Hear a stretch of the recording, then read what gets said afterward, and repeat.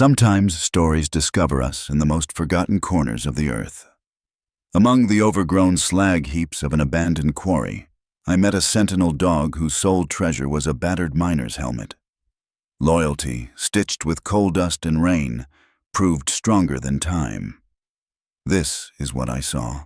He emerged from the mute twilight fog like the very memory of those who once descended deep underground, down where the quarry's black heart still pulses. At first, I saw only the glint of fire in amber eyes, a spark of worry, a crumpled shard of hope.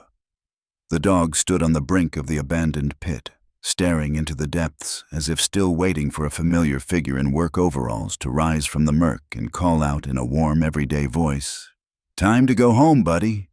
I had come to that mining settlement to dig up stories, the kind usually buried beneath layers of coal dust and time.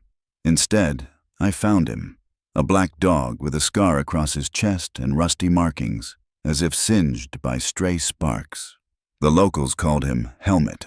Every evening he would carry a battered miner's helmet to an old site office and lay it before himself the way a sentry sets a loaded revolver on the table. No one dared touch that strange relic. People skirted the sandy clearing as though afraid to disturb a loyalty not their own. They said his master's name was Savely. Something happened on Savely's shift. Collapse, gas, sheer blind luck gone wrong. One version claimed the body wasn't pulled out for days, another that it was never recovered. All that surfaced was the helmet, scratched, its lamp long extinguished. The dog supposedly tried to follow the rescue crew that day, but they drove him off. Since then, he had settled at the rim of the pit and never left. I didn't rush things. Each evening, I sat on the bleached planks near the shabby hut, sipping smoky, strong tea and watching that speck of black against a crimson sky perform his ritual.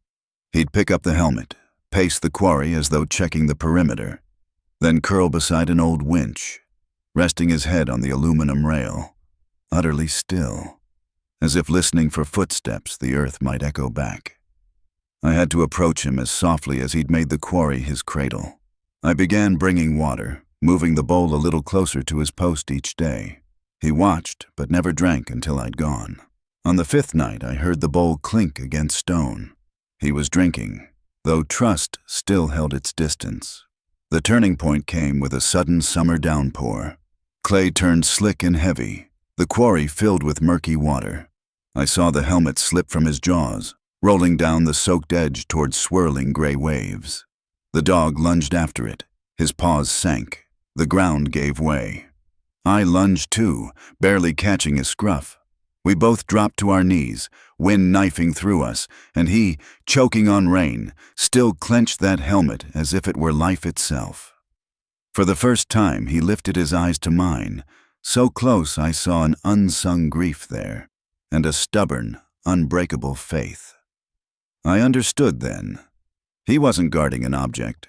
He was guarding a memory we humans too easily betray. At dawn, we found shelter in a nearby shed.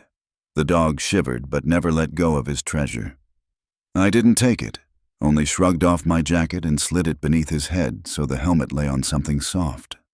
He fell asleep for the first time in many nights. The next step wrote itself. They planned to reclaim the quarry. Would Helmet have nowhere left to wait? I sent letters to archives, traced Savely's sister, Marina Pavlovna, in the regional city.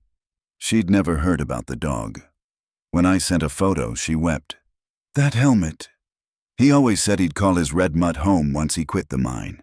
He never got the chance. Marina arrived at dawn, mist still pooling in the pit. I told the dog, as best one can tell a dog, "Want to go with her? She's his blood." He listened, the helmet between us. Marina knelt, touched the scar on his chest, whispered, "Thank you." The dog rose, picked up the helmet, and gently placed it in her hands. Then he did what he'd never done, pressed his body against her knees, as if a circle had finally closed. Now and then Marina sends letters. Helmet. He answers to Granite now, pads into the garden every morning. He sets that same helmet beneath the apple tree and lies beside it while Marina tunes in an old miner's radio. It crackles like deep strata murmuring to each other. Then the dog nudges the helmet lightly and walks with her toward the little house on the hill, where a new life is waiting. Sometimes memory needs a sentinel. More often, it needs someone to open the door so it can breathe. The dog who lived at the empty quarry did just that. He waited until the past's hand rested on his head again. And the helmet? It hangs in a warm kitchen above Savely's photograph, scratched yet gleaming, because loyalty, honed by wind and rain, can shine too. If this story touched your heart and you love animals, don't forget to subscribe to the channel.